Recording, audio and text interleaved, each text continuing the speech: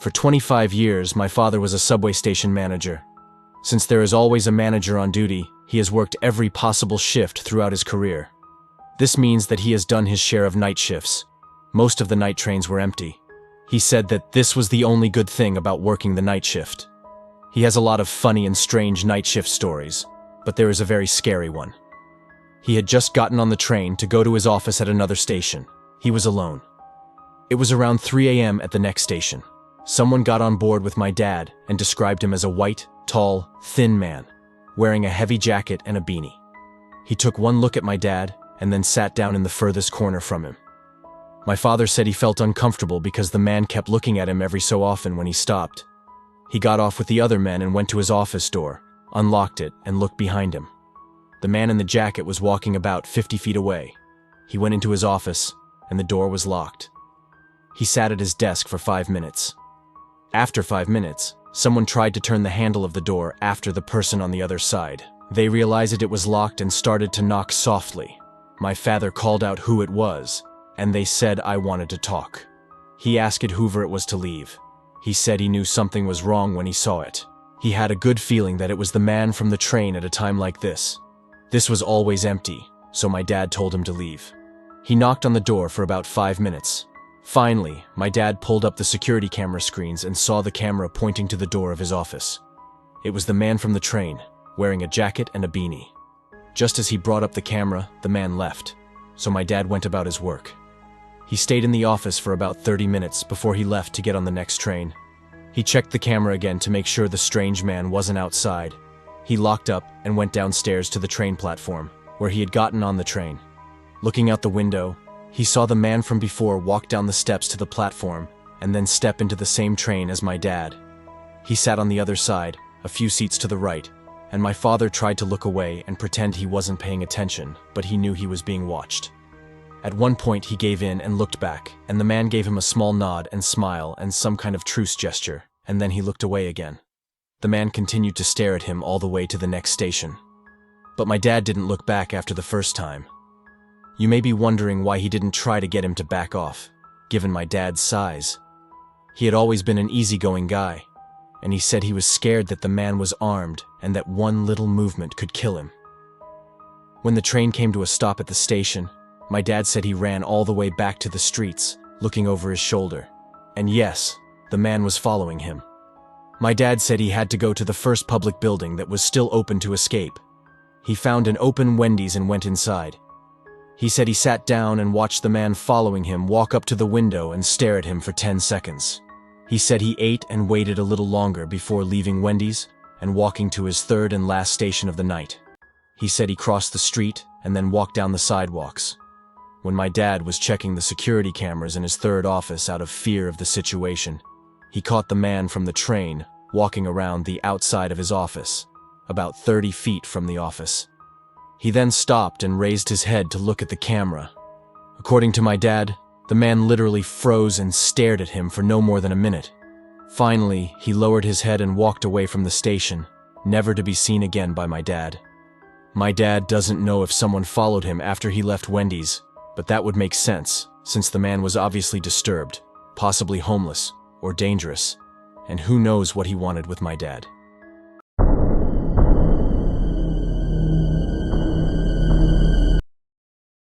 It happened to me a long time ago, so I probably won't remember all the details, but I'll never forget the weird experience that happened at a subway station that drove a wedge between me and my friends and family. I was 19 years old at the time. I was just starting to take music lessons in the evenings. I was at a point in my life where I was still learning the ropes and getting used to living in the big city. I remember that my lesson had ended earlier than usual that day, so it was already past 11 o'clock when I arrived at the subway station after getting a bite to eat. This meant that there were not many people on the platform, and I was waiting for the train to arrive. As I waited, I noticed that the platform was completely empty. I had been on the subway at this time of night before, but never before had it been so quiet. It was quiet and peaceful. At least I thought it was peaceful until I noticed someone standing behind a column near the platform's edge.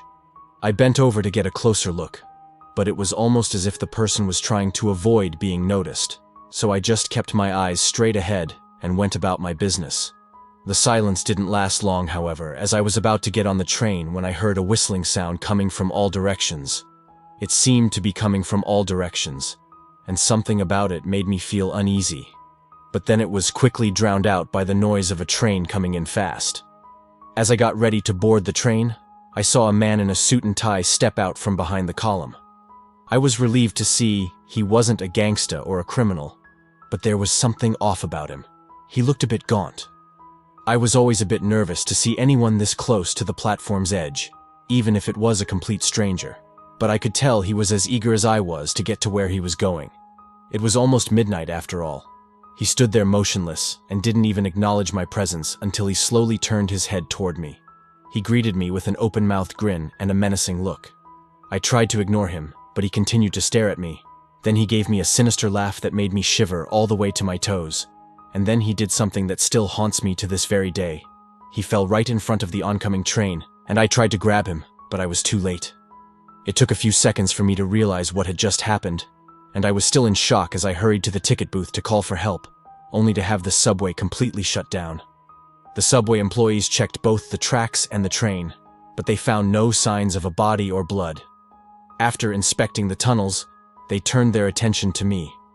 The tone of the conversation changed drastically. I begged them to look at the cameras to make sure I wasn't lying. When they looked at the cameras, they didn't see him. They only saw me running toward an approaching train. My parents told them what had happened. Word quickly spread about it. My mother, a devout Catholic, never spoke to me again. My father put on a good face. When it happened, the truth became less important, and life went on without ever really getting back to normal.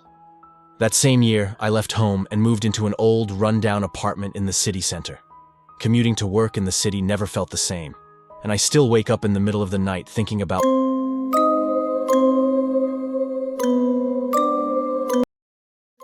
My name is Ben. I am 22 years old. This was the scariest experience of my life. I am living and working in New York City, but I don't own a car. My main way of getting around is by subway. It was Saturday night. I was on my way home from the party. I used to do this about every other weekend. I didn't mind taking the subway at night. I would walk down the steps into the underground without anyone watching me. It was always a bit eerie because this particular station was very tight. I had an eerie feeling that someone was watching me or following me as I listened to the occasional echoing bang sound coming from an unknown location. I got on the train early, sat down on the bench, and waited. It was like watching a horror movie. That's what I heard coming from the tunnel. "Over here, buddy," he said. There was someone standing on the track. He popped his head out and looked up at me. A dirty-looking man in his early 40s was standing there. He was wearing a yellow shirt and had at least 3 of his teeth knocked out. I could tell by the color of his mouth that he was old. I tried to ignore him, but he wouldn't go away. There was laughter coming from inside the tunnel. Then another ugly-looking person stuck their face out, and this person gave me an ugly-looking smile before telling me to hang out with them in the tunnel. They were staring at me, but their eyes didn't even move, like they were locked on me. I kept doing my best to ignore them and wait for the train. In my peripheral vision, I saw one of the men walk away into the tunnel, then come back a few seconds later with another face. I had to take another look, and there was a third face, but it was hunched over and dead. It looked like one of the men was holding the guy's face up to the train's noise. I felt 1,000 pounds lifted off my shoulders, and I stood ready to board the train. As I neared the edge of the platform, I almost vomited. The 2 men were walking back into the tunnel at the back of the train, with the second man holding something in his hands just ahead of them, like a severed head, and they disappeared out of sight onto the tunnel's side. As the train stopped, I got in the first car, intending to warn the conductor. But no sooner did we leave the station than the train began to move. As it moved into the tunnels, I saw legs descending the stairs to the platform, but that was all I saw. What I did see, however, was a group of men huddled together, inches from the train's window, all looking right at me.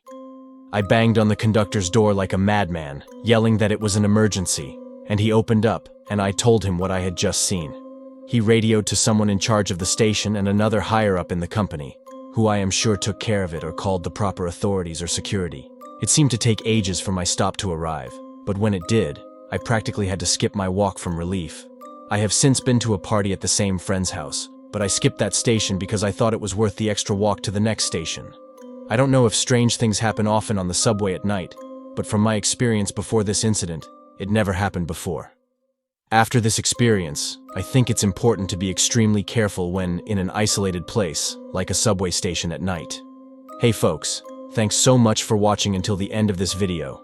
Please consider subscribing if you haven't already and smashing that like button if you enjoyed the horror stories. It motivates me a lot to create such content. We'll be back soon.